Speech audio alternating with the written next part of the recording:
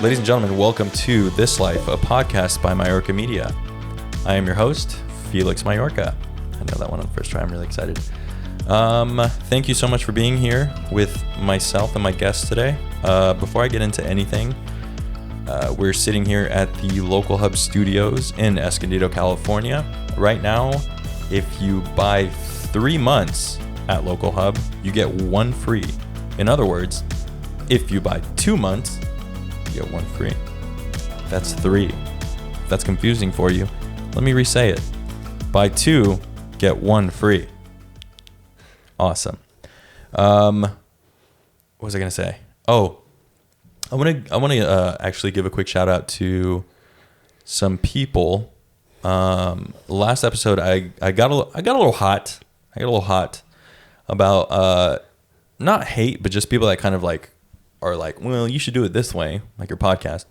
So I want to give a shout out to people that have reached out to me and that have been just super amazing. So, and this is just 3 out of like a bunch more. But my buddy Diana, shout out to Diana. You know Diana Gonzalez? Yeah. Yeah.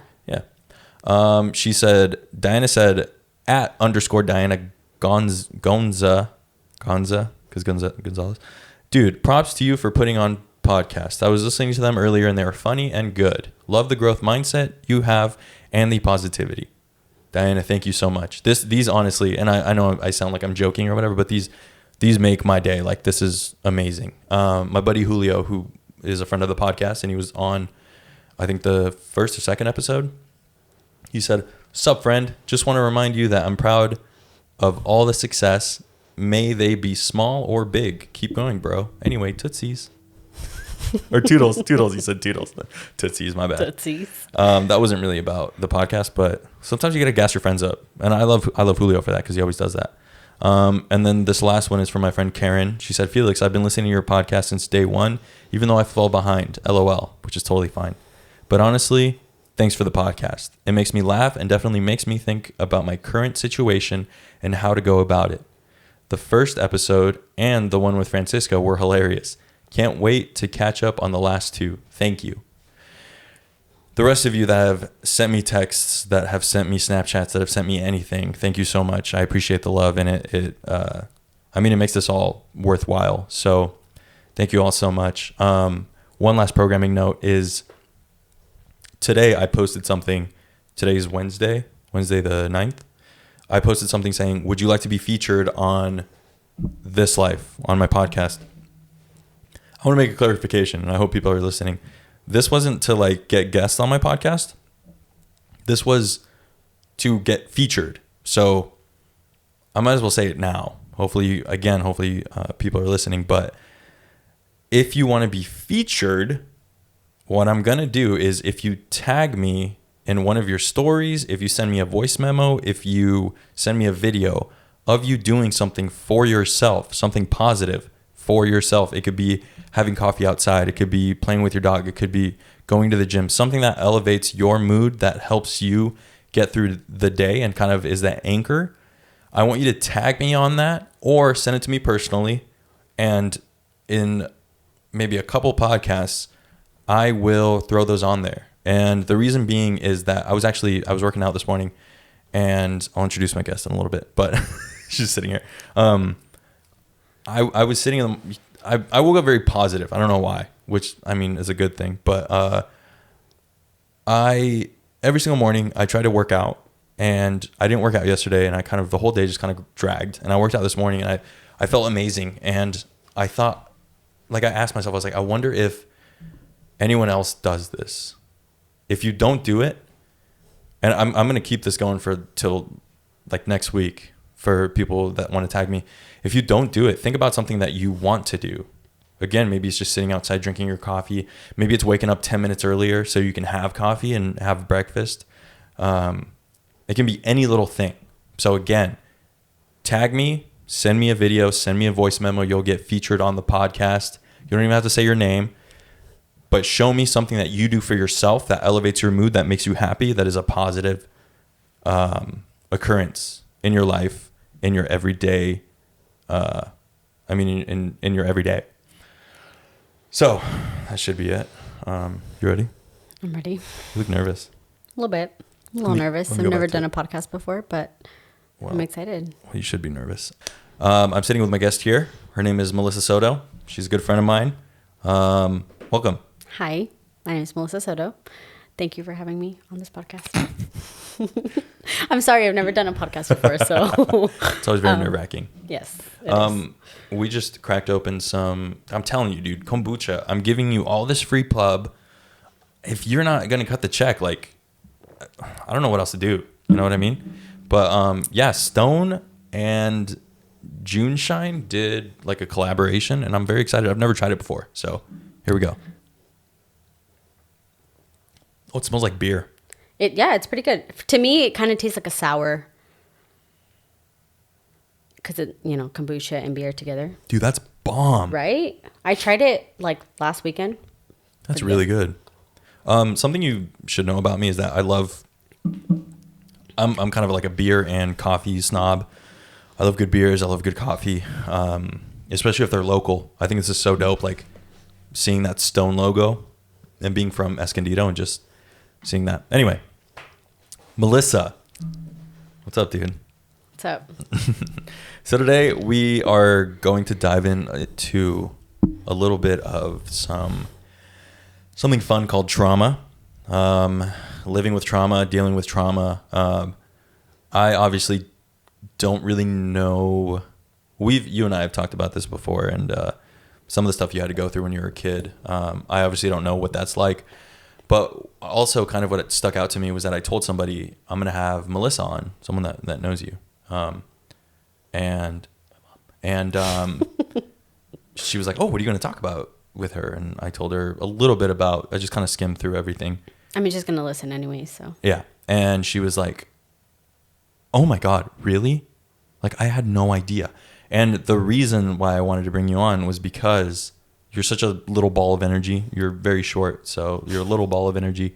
And you would never imagine, I mean, with a lot of people, and I've had this before when I tell people like, yeah, I'm on antidepressants or I've been depressed before, and they're like, I had no idea. So this is kind of an avenue for people this podcast is an avenue for people to talk about what they've been through and also give everyone a perspective that nothing's really what it seems. Like, even if you're sitting there smiling and stuff, like, you've gone through shit and you are who you are now because of what you've gone through. But before all that, how do we know each other? So shout out to Tanya Marina and Diana. Tony, Marina, Diana. About, I want to say like 3 years ago, maybe like almost 4 years. Something like that. Yeah. We actually met at one of their like get-togethers, parties kind of thing. Mind you, their house was like my second home because I was commuting from like Murrieta. So To San Marcos. Because we went to Cal State. Shout out Cal State. I guess. We met at one of these get-togethers, and I just remember like I was like, this guy's so funny. I was like, oh my God. So yeah, and then we remember that Christmas party afterwards, after the fact. Yeah, the Christmas sweater party where like only 5 people were wearing Christmas sweaters. Yeah, everyone else was like, mind you, I like literally bought my Christmas sweater like at Walmart like 10 minutes before. That's and what you're supposed to do. Sweating. Yeah, it was pretty hot. It was so hot in there. It was hot. But yeah, anyways, three years now. 3 Almost years. 3 years. Yeah, if you go to a themed party and you don't dress up as that theme, don't go. Like, True. Makes me so mad. Anyway, yeah, tell me, I think you and I one day were just kind of chilling and talking, and we kind of hit that. I'm a big bonfire guy because bonfires, that's kind of where the conversation starts sizzling. Yep. Oh, yeah. That's a pun right there, baby. That's where the conversation really starts, like, and I've had questions about like what can I do with my friends to kind of be a little more interpersonal, and like bonfires, barbecues, things that aren't very like high stimulating, like going out to clubs, because you can actually sit there, get to know your friends, and like talk to them and have that relationship and that connection. You shared some stuff with me that I was like, wow. So do you want to get into that, into your childhood? Yeah. So, I mean, I don't really know where to start. I mean, when I was little, so for those of you that know me, I was raised by my mom and like halfway through my childhood, like my stepdad. But for a short time, I feel like there was just a gap where I was being raised by a single mom. And the reason that that happened was because when I was younger, well, before I was born, my dad, my biological father, he decided, like, I mean, he not decided, but he was dealing drugs, and that was like He his. decided. He decided. Like he woke up one day, I I'm mean, gonna sell this cocaine. he did decide. That was his Yeah, decision. that's his decision. But he was dealing drugs. I think primarily meth, I want to say. And Wow. I think that was like his main form of income. And from what I've heard from family members is that he was making bank, like he was making pretty good money. So, I mean, my mom and my dad were together. They had me, and then my mom knew about it the whole time. So, I mean, it's not her fault, but like she knew about it the whole time. I think I'm not really sure why she didn't like really say anything. I think she just kind of let it happen because it was like the form of income. Like that's how we were living off. But one day, I think I was around 4, I want to say, he was caught. And because of that, they came back to my house. They essentially raided the house. They found drugs like in the house. And because I was living there, I was taken. And my mom was arrested. My dad was arrested. Mind you, my mom didn't have anything to do with it. But Guilty by association. Yeah, guilty by association. So they arrested her. They arrested my dad because they don't know if she was stealing it or not. And then I was taken into Child Protective Services, and in the meantime, I was placed in a foster home for I want to say 6 months. And so during that time, my mom and my dad were both facing the trial. So my mom was obviously trying to defend herself because she wasn't involved in it. And so during the time that I was in foster care for 6 months, my mom would come visit me, I think once every couple weeks, which is cool. It was like a supervised session from what I remember. Mind you, it was really little. But yeah, she would come visit me. And then one day, she got acquitted, or I'm not really sure what happened. But eventually I was able to move back in with my mom. And it was just me and my mom. My dad, I think he was living here on a visa, so he got deported, obviously, because he was a criminal. And so ever since then, my dad's been living in Mexico with my family from his side, and I've been living with my mom ever since. But yeah, so I think throughout my life, I struggled a lot with my feelings towards my dad, because I obviously when I was little, I didn't really know what was going on, and he would call from time to time, and like on my birthdays, and A little closer to the mic. Sorry. sorry. There it is. You see that difference?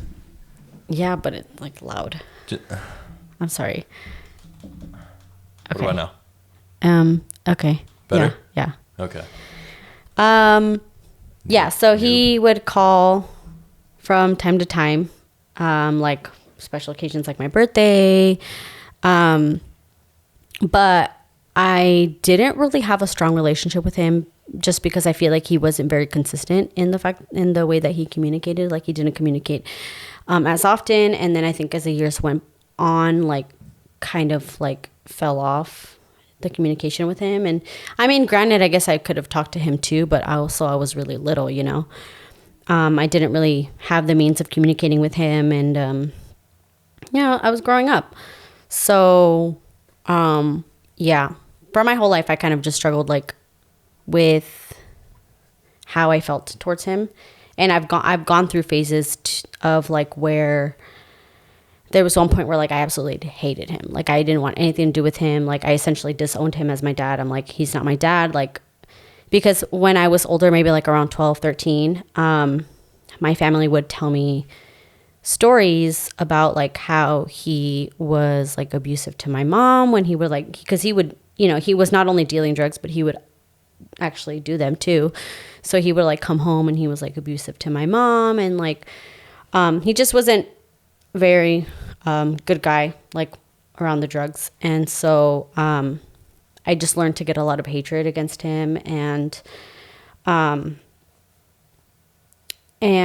yeah, pretty much like I didn't want any type of relationship with him. And I lived my life with my mom, and my mom, that's like one of the reasons I look up to my mom too, is because she was what, 20, 24, 25 when this all happened.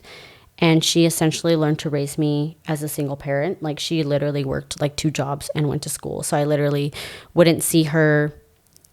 I'd see her in the morning when she dropped me off at school, and I wouldn't see her until 10 or 11 at night, because she would go to work, and then she would go to her second job, or sometimes she'd go to classes. She'd go to like night classes whenever she could. So it was hard. It was, as a child, like it's like you don't understand it. Like you don't really understand what's going on. Obviously, like as a child, you just go with the flow because that's like what your life consists of. But like you don't really know what's going on. And yeah, so and then I think now when I think back on my relationship with my dad, it's like not really there. I don't really talk to him. Like I don't really have a relationship with him, but I've gotten over that hate against him. Like I don't hate him. He made some mistakes, and as a result, affected my life, affected my mom's life. But that was what, 20 years ago. I'm not gonna hold that against him. I don't hate him, but yeah, I also don't have a relationship with him. When I get married, like obviously he's not gonna come. My stepdad's gonna be the one to walk me down the aisle, because my stepdad like essentially took over my dad's role. Shout out to Matt. Right, that's your yeah, Matt. White stallion. Her stepdad's is like tall, just handsome white dude. So yeah, like white dude, like blonde hair, blue eyes, white dude. But I love him. Yeah, they call him the White Stallion around Marietta. A lot of people you know call him the White Stallion. A lot of people know him as the White Stallion. I wanna kind of go back to when I was working at the community center here in Escondido. They would do the visitations. They would rent out a room because they had rooms for rentals and gyms, and they would do visitations for kids who were in foster care, and their biological parents would meet them there, and they would sit down and have those they're like supervised visits. Supervised visits, exactly. And it was always tough seeing that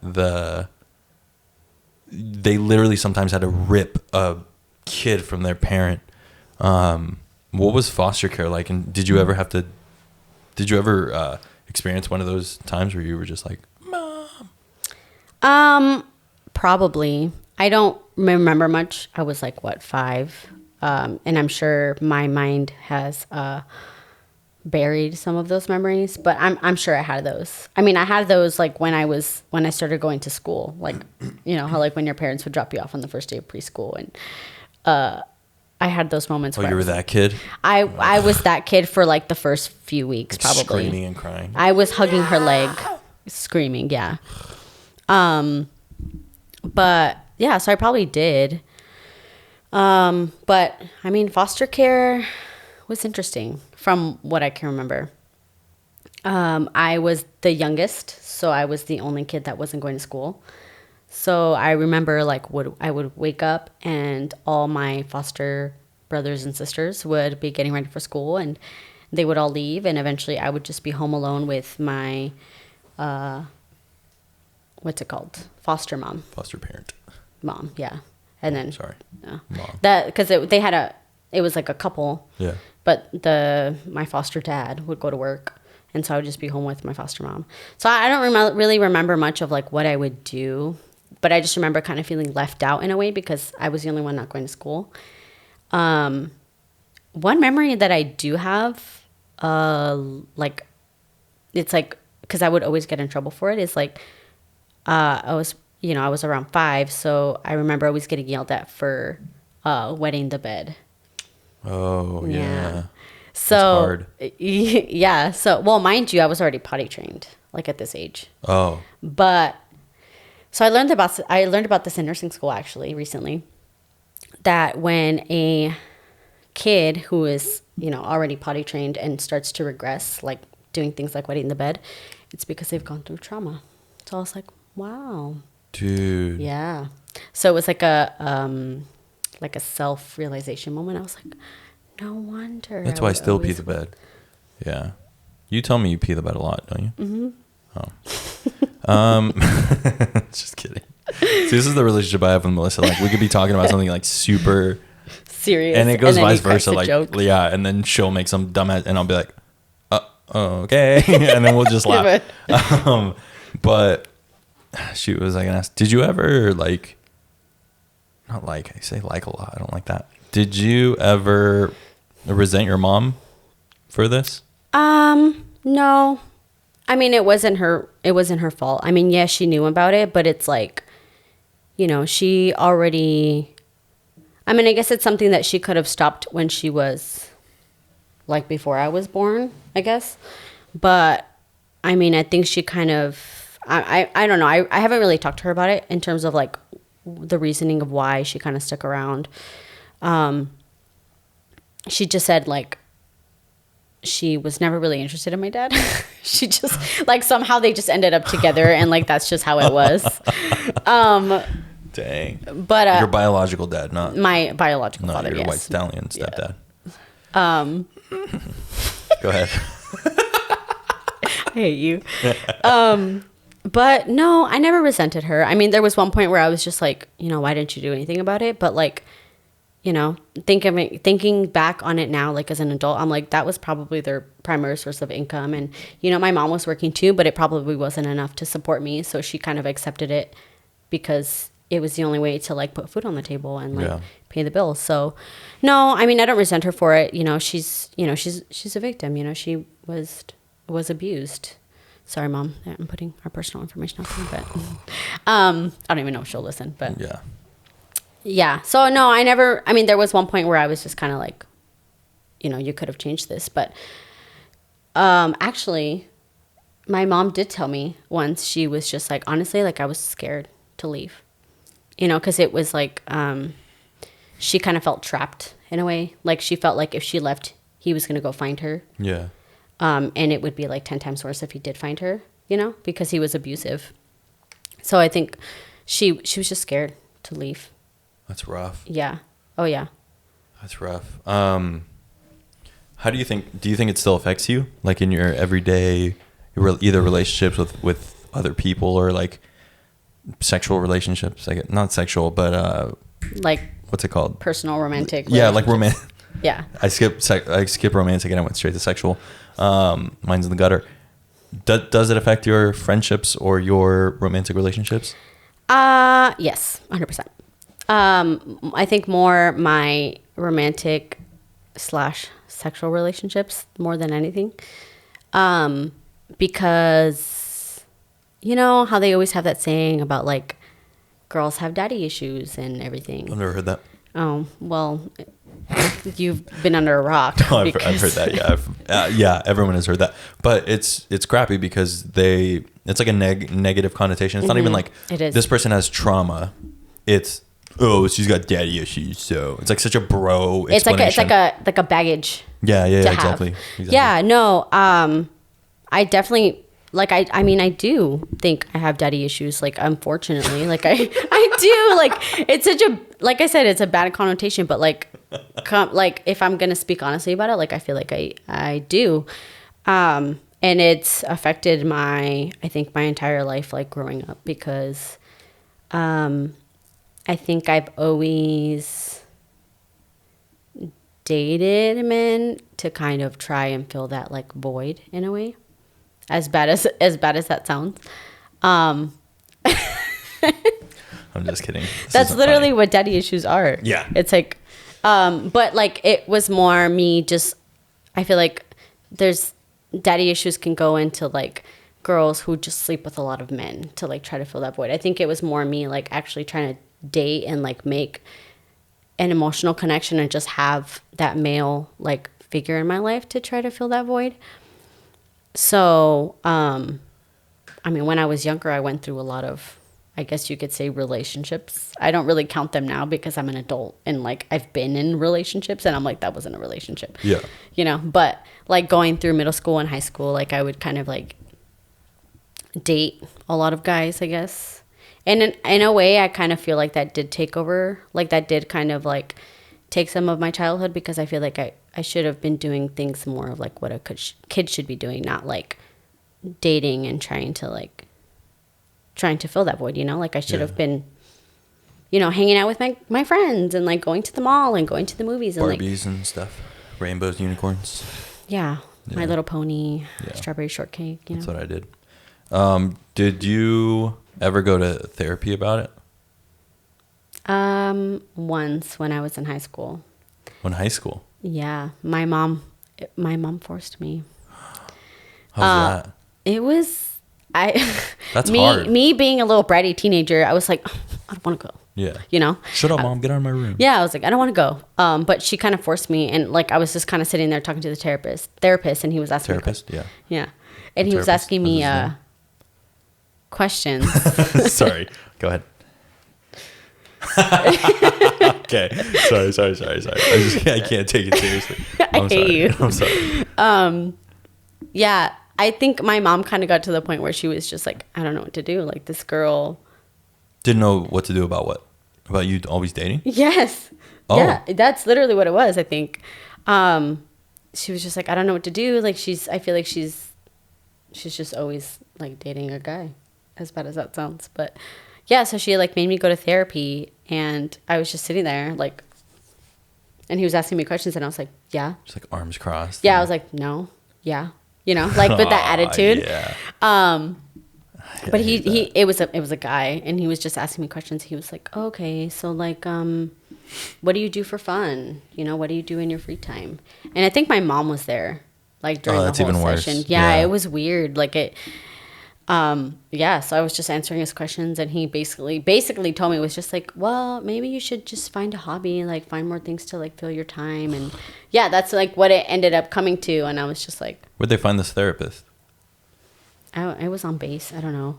But because military? Yeah, because my stepdad is in the military, and we were stationed in Japan, and this is where that happened. They got some therapist, I think, on base somewhere, and yeah, my mom took me one day, and that was like the first and only time I had ever been to a therapist. And I mean, going back now, like if I had the same mindset that I do now, like as an adult, I would totally go.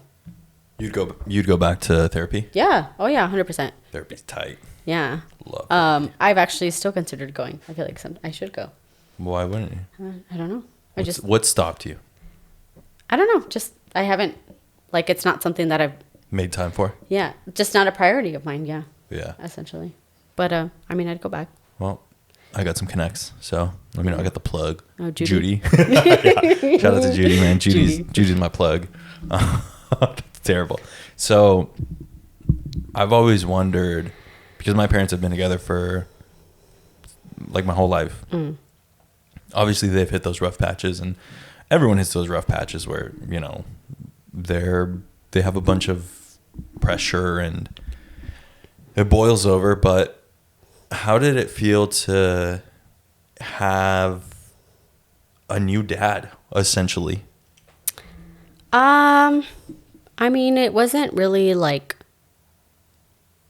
it was just, I mean, he was there. I mean, I liked him. I always thought he was a really cool guy. He had like 2 dogs and I loved his dogs. And, so the way that they met is, MySpace, shout out to MySpace. MySpace. Yeah, dude. She liked his profile? Yeah. Nice. Did he have the MySpace profile 2.0 or what did he have? I don't remember. Did he deck out his I don't think profile so. himself No. and code it and all that? No. Oh. No. He wasn't one of those. All right. But he did have that, like, you know, like oily gym pic, you know, where he was like all swole. Oh, yeah, that douchey pic. Man, yeah. That's tight. Do you know what his what's it called? What his song was? Remember, you could have a song. I don't know. Probably like Nickelback or something. He hates Nickelback. I've been wrong. He hates Nickelback. Really? Why? He hates Nickelback. Was it Smash Mouth? I don't know. I don't know. Was. I wasn't on his MySpace. My mom was. Probably Lips of an Angel by Hinder. Lips of an angel. Sound so. Anyway, so they met on MySpace. Yeah. So, they met on MySpace, and my mom, I guess, was the one that friend requested him, and the coffee shop across from Cal State. That was their first date. Starbucks? Yeah. The Starbucks across from campus. Why would you call it the coffee shop? I don't know. Starbucks. I don't know the name, like, left my mouth. I don't know. The coffee shop was like, Starbucks? Yeah, the coffee shop. That was their first date? Yeah, that was like their first little like casual date. Were you there? No. Oh. But no, my mom had told me about it though. Your mom told you about it when you were a kid? No, she told me about it after the fact. Oh, after, okay. Yeah. Okay. So I just kind of put the pieces together. Yeah. But so then my mom ended up selling, like this was the time when they started dating too. My mom ended up selling the mobile home that we were at. We were living in Escondido off Citricado Parkway. Hell yeah. We were like in a little mobile home. She sold it, used some of the money to take a trip to Europe, and she took me. So romantically enough, my stepdad followed us, and he took a trip with us, and he, that's when I kind of got to know him a little bit more and like spent some time with him, and I thought he was a stand-up guy. Stand-up guy, yeah. And so when we came back from Europe, we moved in with him, and it's history from there. So you guys came back here to San Marcos, yeah. To San Marcos, but then because I remember you telling me you lived in Japan. So yeah. Did you move in with him and then go to Japan? Yeah. So we moved in with him. We lived in San Marcos until I was in middle school because I went to San Alejo till 7th grade. And then after 7th grade, going to 8th grade, I moved to Rhode Island for about a year and a half. And then I was there until halfway through my freshman year. And then that's when I moved to Japan. Freshman year? Halfway through freshman year and then all of sophomore year. Was that rough? It was.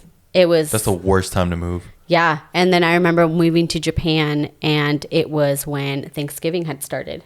So it's like I get there, and then for a whole week I have to take school off and like not meet people essentially. Oh boy. And just like wither in my own sadness because I left all of my friends. And so I had to wait until the next week to finally like start school. And then damn. What was Japan like as a kid? I loved it. Oh, I loved it. That's like, I think that's when I got like my first taste of like freedom. Cause for those of you who have been to Japan, my Navy brats, or military brats, I should say, it's like it's a place really known for like safety. Like it's really safe there. You see like 4-year-olds walking to school by themselves, taking the train by themselves. Yeah, like it's super safe. And it's just really easy to get around there because everyone takes the train. Kind of like in New York, like they take the subway. It's essentially the same thing. So I was 15, and I could go to Tokyo by myself, which is like essentially driving from San Marcos to like San Diego, except you're taking the train. Damn. Yeah, and you could like, they had like, you can go to like Harajuku, where like all the malls and the shops were, Yokohama too. They had like the big Ferris wheel and like more shops. And at the ripe age of 15, they didn't really ID there either. So like I had a lot of... The ripe age of 15. They didn't ID? So you bought cigarettes and stuff? I could buy like alcohol. Yeah. I could buy alcohol if I really wanted to. I had a lot of friends that would go out clubbing. At 15? Mm-hmm. 15, 16, 17. Would they hook up with like older guys? No, not really. It was just kind of like them going out. But like, I'm sure like older guys would buy them drinks, and obviously a lot of the military men were there too. So, Oh, I think we've just uncovered something else, but go ahead. No, but like as a 15-year-old, like I thought it was like so fun because I actually had freedom to go out with my friends, and my parents were like, yeah, sure. Just come back by 10 or come back by 11, because they knew it was like a really safe place to be. So I love Japan. I love the food, 100%, like Coco's curry, or like, they had like these sushi places that would put sushi on a conveyor belt, and it was on like on a colored plate. Yeah, we have those here too. Do you? Do we? I don't know. I wouldn't know. On Convoy, I think. Really? If anyone knows, tell me the name of the place. But yeah, there's a couple here in San Diego. Oh. So get off your high horse. Oh, I'm sorry. But that's the first place I had ever tried them. Jerk. No, it's pretty dope. Yeah. And then your plate gets dirty or whatever, and you like just toss it or whatever, stack it, and then put it back on the belt. No, ours was in Japan. They were like stacked, and all the plates were labeled like a certain color, and each color represented like a price. So that's how much they would charge you for the sushi. Oh. Yeah. But like people would have like, it's funny because some people that I know that still live there, like you can see like there's stacks of like sushi. Yeah. I loved it. I want to go back eventually. Like that's on my bucket list to like go back. So I'm kind of confused because like, I feel like if some guy just showed up and was my mom's boyfriend and then was like, we're moving to Japan, I'd be like, yo, I didn't ask for this shit. Like what? Were you ever just like, dude, what the hell is this crap? Yes, but not in the sense of the fact that we were moving. Because by the time we had moved to Japan, we were already with him. Oh, they were already married when we moved to Japan. Oh.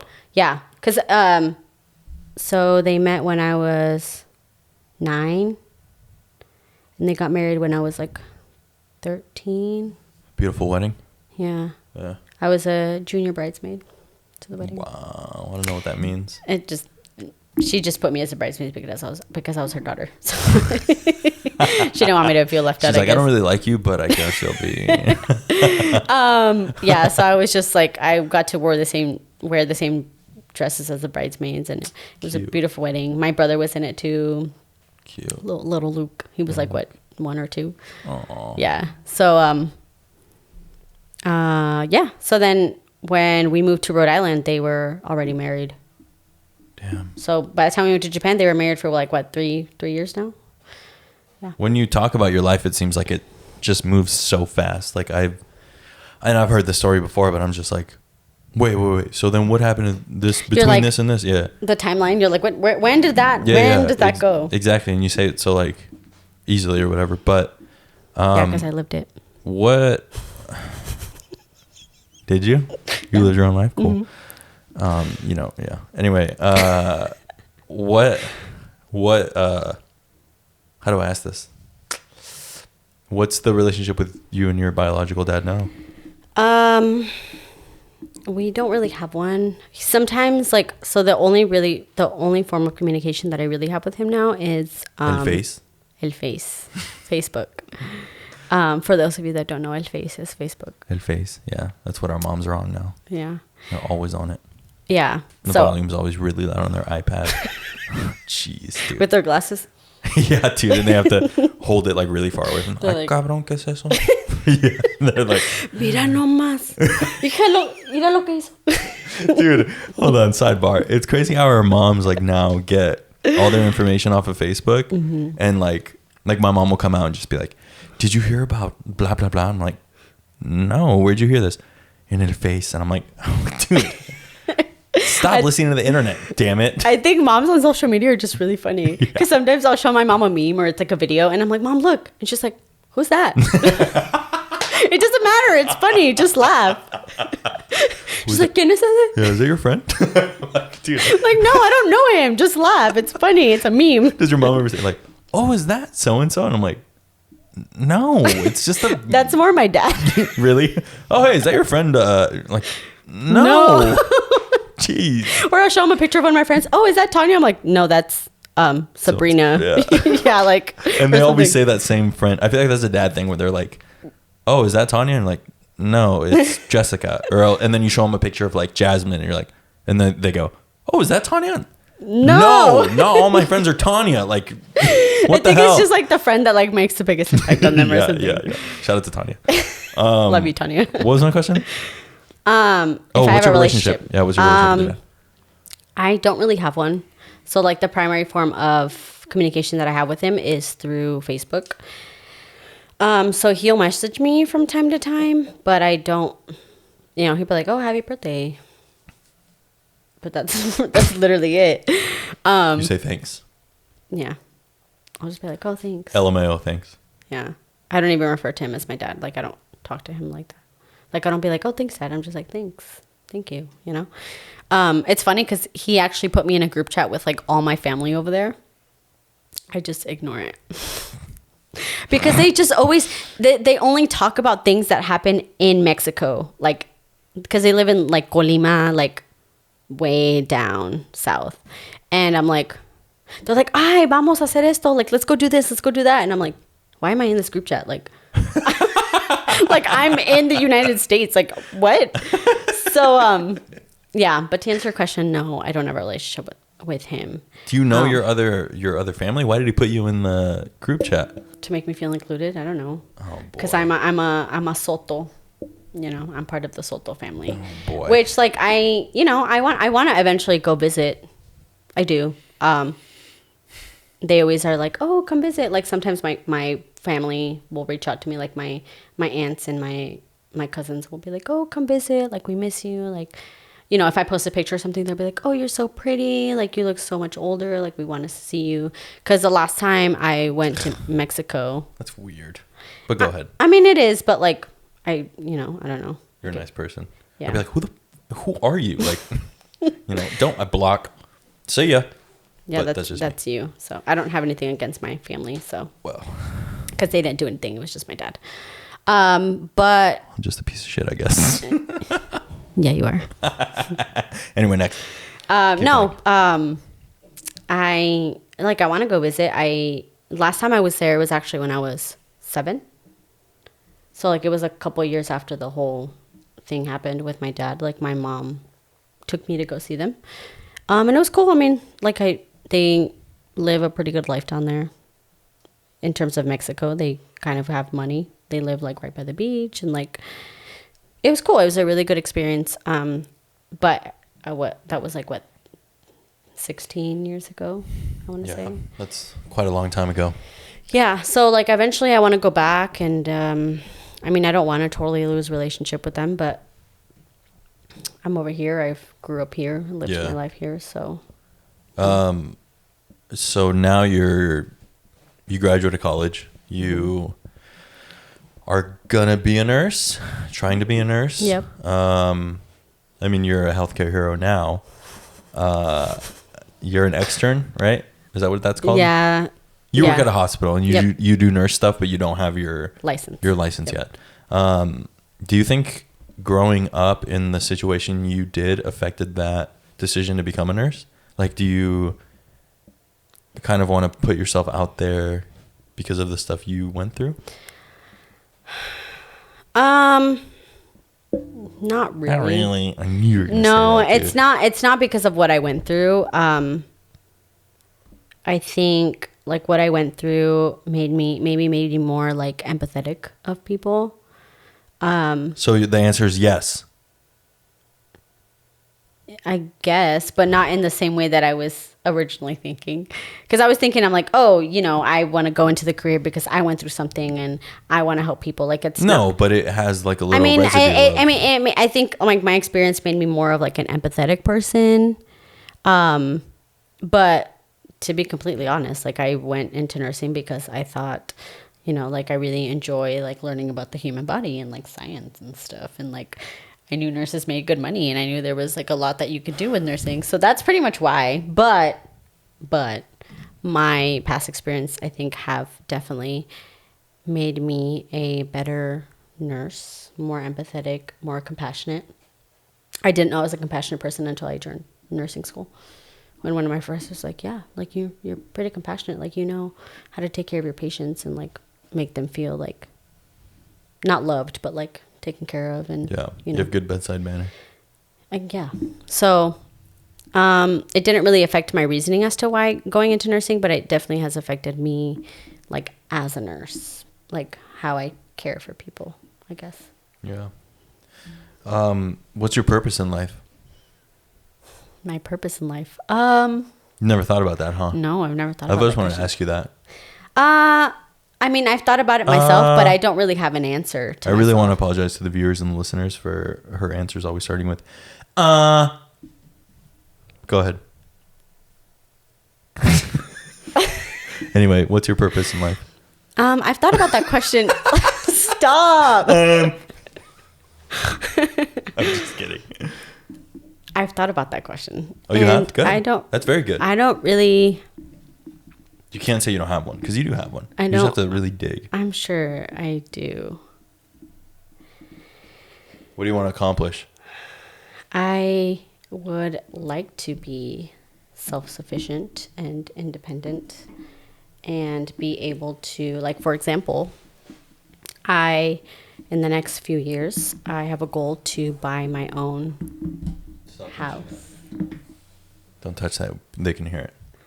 Your own house? Yes. Beautiful. I want to buy my own house, and I want to be self-sufficient and independent and be able to take care of myself. But because I want to be a nurse, like, I'm hoping that I can do that in a way that is helping other people. And I can do that with nursing. So I ended up getting the perfect career. So you want to help other people is what you're saying? Yeah. This is your purpose? Yeah, actually, you know what? One of my goals in life that I had for a while, and I still kind of want to do it. It's bad to say I don't have as much motivation to do it now that I'm like graduated, but I always thought like I'm like, if I get into nursing school and I graduate and I pass, I want to join the Peace Corps as a nurse and go abroad and help people. Dude, that's Third world crazy. countries, yeah. You would be in the Peace Corps? Oh, 100%. How isn't that like As long 2 as I years can, of your life? as long as I can. So I've looked into it. There's not like you don't have to go as long. There's some that you can do like 4 weeks or like 6 weeks. That's the one you do. I mean, well, yeah, because I have to. How am I gonna pay for everything if I'm not working? Because they don't pay you while you're in it. That's true. You know, so I have to like only go. I would go like if I went, it would go for a short amount of time and then come back and work, and you know. So, but yeah, that's something that I really wanted to do for a really long time. I had a friend go, Thomas. Shout out to Thomas Hinch, the legend, the man, the myth, legend. Thomas went, and then COVID hit, and he had to come back. Dang. Yeah, that freaking sucks, man. They didn't let him stay? Nope. He was in Thailand, I believe. Ooh. Thomas, reach out to me, man. Let me know, because I don't remember. I think he went to Thailand, and then like months later, he was just like, "Hey, I'm coming back." I was like, "Oh, Oh. that freaking sucks." But yeah, that's crazy. Yeah. So it's something that I'm still considering. I'm like, maybe I'll go do that. Because I love to travel. And I feel like I'm like, I can kill 2 birds with 1 stone. Go travel and do what I want to do. But like also like at the same time, help people that need it. Yeah. You know, and I would have to figure out a way to like be able to use my nursing license to do like medical stuff. Because that's what I would want to do. But yeah. Did you know as a kid that you wanted to be a nurse? Since I was in middle school. Really? What'd you want to be before that? Do you know? Before that, I didn't really know what I wanted to be. Like, I didn't think like that. I wanted to be an actor. When I was in 2nd grade. I swear. Fun fact about me, when I was in 2nd grade, in what was her name? Miss Goodbody. That was her name. Oh. She did not have a good body. But, ooh, I'm just kidding. I'm kidding. He's in That's the a joke. 2nd grade. How is he going to know? That's a joke. Exactly. That's what the joke is. They were like, "What do you want to be?" And I was like, "I want to be an actor. I want to be famous." And then I think I moved on to being a radio host, and then it moved on to a comedian, and then it always like centered around kind of like getting the attention of people. Performance. Yeah, but like when I was a kid, I was always super nervous. Like I don't know. I had a lot of anxiety as a kid, and it was actually some trauma. And I didn't realize this until recently, but we had like a family incident where like CPS was called, and You told me about this, I think. yeah, I told you about this, and I'm not gonna get super into it, but they pretty much like cornered me. They took me out of class. I was in kindergarten, and I was already kind of a shy kid. So they took me out of class. I remember this big fat guy with a green shirt, and then this other guy with a mustache. Never forget their faces. And they were like, "Does your mom like?" First of all, they were like kind of grooming me, and they were asking me like little questions, like, "Oh, what's your favorite candy? And what's this? What's that?" And like, "We're here to help. We're good. You know, we're good people." And then Trying to gain your trust. yeah, Mm-hmm. yeah, dude. You have to build rapport with your patients. So they were essentially doing the same thing. Yeah. So if I could meet those guys again, I'd for sure punch them in the mouth. But they were like, does your mom hit you ever? You know, do you ever get hit? And of course I was a kid. And obviously sometimes my mom would spank me. Like I was never abused as a child. But as soon as they hear that, obviously that's their job. Yeah. So they took it as I was beat and I was afraid. I started crying because I would cry a lot when I was a kid just because I was so anxious. And this made me even more anxious. And I always compare myself to, you ever watch South Park? Yeah. Yeah. Tweak. You know Tweak on South Park? If you don't know Tweak on South Park, he's always like, like he's always tweaking. And that's kind of how I felt like inside. Like I just always felt nervous and like shaky, and I would get called on and I would just like feel my body get super hot. And like, sometimes you feel that when you get called on. But these dudes like just came in, ambushed me, and then they like talked to my mom, and it was this whole big thing. I don't want to get too deep into it because it's still kind of, it's not still raw. I was in kindergarten, but there's still so much that I've uncovered from that. And right now, like I even feel myself just kind of getting tense and my feet are moving a lot. Shout out to Judy. She taught me about that. But whenever I talk about that incident, I get very tight and I get uncomfortable, and there are different kind of physical feelings that I feel. And I remember after that, I was nervous talking to anybody, because after that, I was like, well, who can I trust? What if this kid tells my parents something or tells someone else something, and then my parents get in trouble? And I was just like, like I was like tweak. And that was kind of some trauma that I went through. Obviously, I'm not trying to one up you or whatever. Yeah, you are. Mine's pretty sad, but sadder than yours. But yeah, you are. No. Yeah, and I just remember being affected. I don't remember living it, but I remember looking back now, just being affected by that, and like thinking, oh, I'm gonna be famous, but then thinking like, oh, I don't have what it takes. Like having that self-doubt. Yeah, exactly. And it like obviously boiled over into my friendships and stuff, and I've always felt like so scared. Do you remember having like any of that after all of that stuff with your parents and all that? Like self-doubt? More your doubt. Well, not even self-doubt, but just some sort of feeling that you had that you now look back on and you're like, oh, that's why I felt that way, or that's why I would do that. Besides pissing your bed. Peeing your bed, I'm sorry. Pissing your bed. Sorry. No, I don't think so. I just, what's weird about like my experiences, I feel like I haven't really, I don't want to say like I'm not affected by it, but like I don't, besides the whole, relationship thing, I don't feel like it emotionally affects me that much. Maybe it's because my mind has kind of buried my feelings, or maybe I kind of like thought about all my feelings growing up, and it was mostly against my dad. Like I was resentful and hateful and everything. And I think I kind of resolved those in a way. So I'm just kind of like, it happened. It sucks. I do remember being like feeling really scared and like freaked out because I was essentially being ripped away from my parents and being taken to a place I didn't know, and then having to live with strangers for 6 months of my life. But like I think about it now, and it's just like it was so long ago that I'm just like, it happened. I'm an adult now, and I've had, a generally pretty good life since then. And so no, besides the whole peeing in my bed thing, no.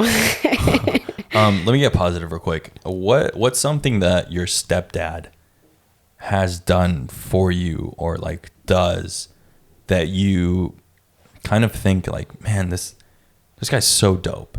Like he's just such a good person. Like, for example, like my dad, our AC broke twice this last weekend, and like you told me a couple years ago. Homeboy fixed it. Like he went in with some like little electricity things and looked at it and like he's like, oh, okay, this is what it is. Bought a new piece, put it in, and like boom, it's like ready. Like it's like little things like that where I'm just like, man, my dad's a superhero. Yeah, like that. Yeah, you know what I mean. Yeah, like yeah. I know it's very minuscule, but I'm just like, I don't think I would ever. I would be like, okay, I'm calling the white gloves guy right now or whatever. ASI, the white gloves guy. You know what I'm talking about? The heating and air dudes. I'd be like, oh hell no, I'm not looking at this. I'm gonna break it more. Yeah. So shout out to Felix Senior, but Felix, Chamo. Is there anything that your stepdad has ever done where you're just like, not enamored, but just what's the word? Just like amazed by him. Amazed, Awed. appreciative. Yeah. You know what I mean? Oh yeah, 100%. I would not be the same person I am without him. Honestly. What are some specifics? Well, just the fact that he allowed us to live with him because for a while, like we didn't really have a place, like a permanent place to live. So he essentially gave us a home. Growing up, I didn't like it. Like in middle school, I didn't like it. But he was super strict with me in terms of like my schoolwork and like my grades. Like if I got a B, he'd get mad at me. So like, yeah, it was like super strict. But I'm so thankful that he was like that because he pushed me to be my best and like even better than I thought I could be, you know, because my mom, yes, she pushed me, but like it was, you know, she had so much other stuff going on at the time that she, you know, she's like, she's going to school, she's passing and she's going to move on to the next grade. And that was good enough, which, you know, she like, I'm not holding anything against her, but like my dad was really the one that was like pushed me to be so much better than I am. And like without my dad, my stepdad, I probably wouldn't have gotten into college. I probably wouldn't have gone to college, honestly. Damn. Yeah, I would have had a totally different life. I probably would have followed in my mom's footsteps and been pregnant in high school or right after high school and like, you know, just not have made good decisions. But just like having my stepdad in my life and having that male figure to like push me to be the best that I can be, like it was really nice because he believed in me. And like you know, I'm not gonna say my mom didn't, she did, of course. And like I said, I look up to her because she was so strong during all of it, and she worked her butt off to like give me a good life. But you know, without my dad, like I probably wouldn't be living the same life. And he gave me, you know, he helped support me through college. So that's another reason. Like he, because he was in the military, like I used some of his GI Bill, and like that's what helped pay for school. That's what it is. Yeah. Gold digger for sure. You love money. Are you done? Sorry. I'm just kidding. It just like literally, it's like so much that like he gave me that really like absolutely changed my life. You know, so it's not even like I can't even give like a specific example. It's just like Overall. you know, everything. Like he's changed my life. I think it would be hard to just show up to a family and be like, hey, you know, I'm your dad. Mm-hmm. Like that's, to me, if you've done that ever, if you're listening to this and you've ever done that, like big props to you, because that's, I'm not even saying it's a burden. It's just, it's such a big responsibility to guide that child that's not yours. And there's also all these like, I don't know, I'm like missing all the words today, but people are just kind of like, oh, you have a girlfriend? Yeah, she has a kid. And they're just like, oh, they almost see it like as that kid as being a burden, or like you said, baggage. Like baggage, yeah. Yeah, and that's just, it's rough, man. That's, congratulations to anyone that's doing that successfully, because that's a really big commitment, and you're actually obviously you're making a huge difference as you're listening to Melissa right now. But oh yeah, 100%. Like you have the potential to change that child's life. Obviously, if you're a good person. If you're a bad person, then yeah, maybe not. But well, anyway. No, but yeah, if it wasn't for him, I probably wouldn't be on this podcast. You know, just like living the life that I have. So yeah, He changed my life a bunch. He is my father. He is the one that's going to walk me down the aisle, and he's the one he's my dad. He's going to be the grandfather to my children. Damn. All right. No, like, cause no, like, awesome. I feel like a lot of people That's for have sure that weird, awesome. like, step parent relationship, Yeah. like, oh yeah, that's my stepdad, but I don't call him my stepdad. I'm just like, oh, that's my dad. Yeah. And then people kind of look at him and they're like, what? And I'm like, he's my stepdad. And they're He's like, a okay. very Eastern European looking dude. He's like Blonde just hair, a blue eyes. Blonde hair, blue eyes. Well, I should say big white dude. hair. Wow. He grays really easily, Yeah, he's a but white he stallion, just, so.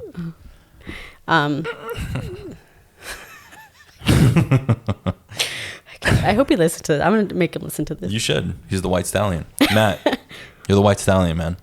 Right off into the sunset. What he said. We're going to take a quick break. And I had to pee. Good. Yeah. Dude, we're going to take a quick break. Okay.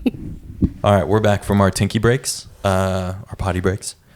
I was actually going to do some like current events, like news with Melissa, because I love talking to Melissa, and I feel like every time we talk, it's like super funny and all that stuff. But honestly, everything I read was negative. Yeah. Like it's coronavirus, it's Trump, it's The fires in Portland. the fires in Portland, The protests in Portland. dude. Right now the sun is red. Yeah. Oh, here, yeah. even here in Escondido. I want to give a big shout out. I have one friend I know, Amanda. Shout out to Amanda Wilt, is her name now. Used to be Hitchcock, but her husband is a firefighter. And any firefighters out there just dealing with this, it's rough, man. I'm sorry. I hope everyone's safe out there. But yeah, everything's very negative. Everything's very, just negative. And I think you can go down a rabbit hole of that negativity and succumb to it. I know it's kind of important to know what's going on, but it's also important to take everything with a grain of salt. Is that that's the saying, right? Yep. Reading is important. Going on the news is important, but please don't let it just like Succumb you. Succumb? Succumb? I'm sorry? I don't know how to say What the was word. that? Don't let it succumb you. Is that the word? That's the word. Succumb. Oh, okay. SUCCUMB. Yes. I was in a spelling bee in middle school, so I know words. I'm pretty good at spelling too. I just don't know how to pronounce it. Thank you all for sitting here with us and listening to Melissa and I speak to each other. Melissa, thank you so much for being vulnerable and coming on ThisLife. Thank you for having me. Yes. My pleasure. Where can people find you? Do you want people to follow you and stuff? I'm private, so like if I don't know you, I probably won't let you follow me. Find her at the hospital. Yeah, if you're ever in the hospital, I'll take care of you. My dream job is to work in the ER, so There you go. if you ever come into the ER at a sharp, hopefully, I'll be there. Maybe, hopefully. Find her at the Manifesting it. Yeah, there you go. Again, remember, I'm doing I don't even know. I want to call it something, but I don't know what to call it. If between now and, let's say, next Wednesday, you do something for yourself, you do something that makes your life better daily, shoot me a video, shoot me a voice memo, shoot me a DM. Tell me what that thing is. I want to share it with other people. I want to start a community with this podcast. It's not just me talking to people and having people on and exploiting their childhood traumas. It's me trying to start a community. It's me trying to make sure that other people know that other people are going through maybe the same things or worse things or not so bad things, but they are also going through the same thing you're going through, the same situation you're going through, even if it's less severe or if it's more severe. We are all human beings. We're all going through something. So I want to put a little positivity on it and see what you're doing to make life better. If it's eating a peach every day, doesn't matter. If it's drinking a June Shine every single day, or drinking Wild Barrel Brewing. What's up? Coming soon. Anyway, That's a sneak peek. But Melissa, again, thank you so much for being on here. Thank you for having me. Thank you all for listening to This Life, a podcast by Mayorca Media. You can follow me at Mayorca Media on Instagram. I have a Twitter. I never use it, but hit me up on there. He doesn't use it. Ever. Make sure you watch the videos on YouTube, and you subscribe to my YouTube. Subscribe to the podcast, follow the podcast, leave a 5-star review, and leave a rating. Leave a 5-star rating and a review. I'm sorry, dude. He's off his game. It's been a long day. I know. I'm sorry. All right. Well, bye. Bye. That was a rough outro. I felt like we took a break just to end it. Yeah, pretty much. Well, I had a pee, so. Yeah, same.